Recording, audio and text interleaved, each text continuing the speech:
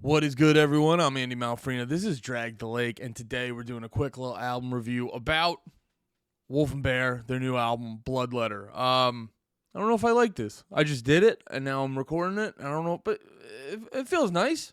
Fills out the image, makes it full. Makes it a good experience for everyone. Less of my face, more of this cool ass album cover. No, actually, looking at it now, I've just been listening to it a lot, but now actually like looking at the album cover and shit, this is pretty sick, and it times up pretty well because I've been heavy into anime and manga recently. So this is kind of the mood I'm in, and I got to be perfectly honest, this definitely would be some good shit to play in the background of like a modern day anime. So that's definitely a lot of positives, a lot of positives behind Wolf and Bear. But let's talk about this actual album. This was an interesting experience because if you would have asked me if I was gonna like this before the actual album dropped, I would have been like, yeah, I'll probably think it's like pretty fine, because I listened to I forget if we did reactions for all of them, but I listened to basically all the singles leading up to this album's release, and most of the singles I was like pretty good. Like it was never, oh my god, this song fucking sucks, but it was all just it was a big ball of pretty good. It was like pretty good. You know, a lot of the songs followed the same general song structure. They had the similar vibe. You know, they were doing sort of tone. They do sort of like a toned down Dance Gavin Dance. At least on this album, I went back and I listened to some of their older shit, and I forgot. They got a little bit crazier and a little bit more manic on their older shit. I forgot about that. But on this album, I don't know if they're trying to go a little more mainstream. They're trying to have broader appeal, whatever they're doing. It's creating a very like toned down Dance Gavin Dance vibe. You know, they're having the screaming, but the screaming parts are, you know, could be just replaced with rap parts, which I'm glad they didn't do that, because interjecting rap parts into music like this comes across cringy. They did it.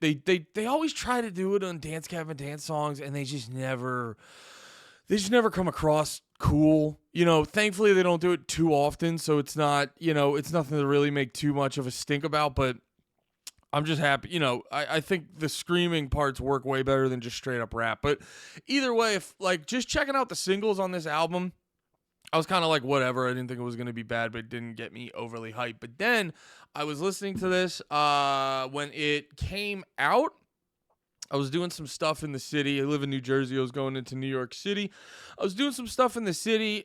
Usually when I get to the actual city, like I'll be 9 times out of 10, I'm crushing some podcasts. I love a good old podcast. You know what I mean? Get someone on there telling me about how the world works. I love it, dude. But when I get into the city, it gets fucking hectic. There's always some dickhead trying to cut you off.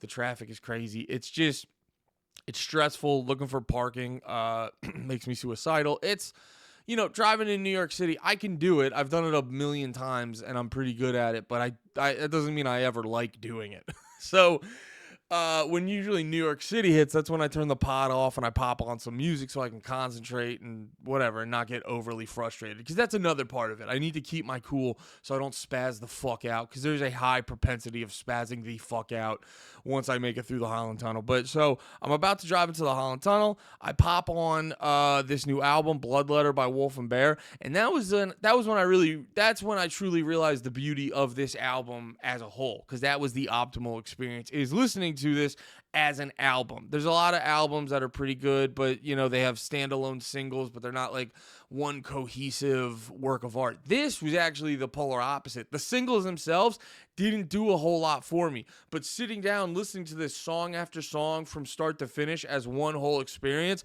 it's like the truest utter definition of a fucking vibe. Just front to back, it was a whole goddamn vibe. And I know I'm too old to be talking like that, but hey man, sometimes the kids get something right, so you steal their vernacular. But from start to finish, this was a whole fucking vibe. It was very chill. It was very fun. It flowed so well from song to song. I can't. The song that stuck out the most to me, I forget the name of it, but it was the one that they had the dude Andy, what's his face, from Dance Gavin Dance on it. I apologize, I'm not real good with recalling names and stuff like that.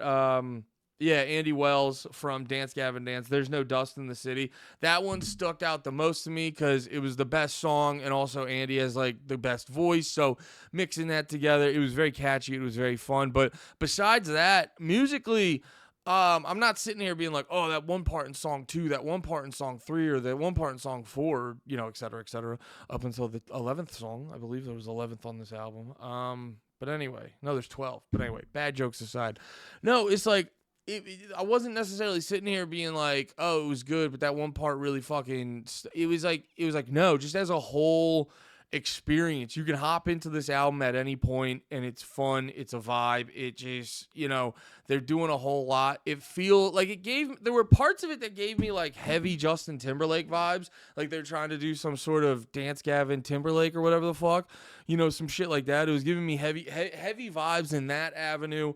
It was just, this is an album to be experienced as a whole. I think if you just drop in at any one point, you'll kind of miss the bigger picture of what's going on. It's a good driving album. It's a good chilling album. It's good. It's multifaceted. That's what's great about this genre of music.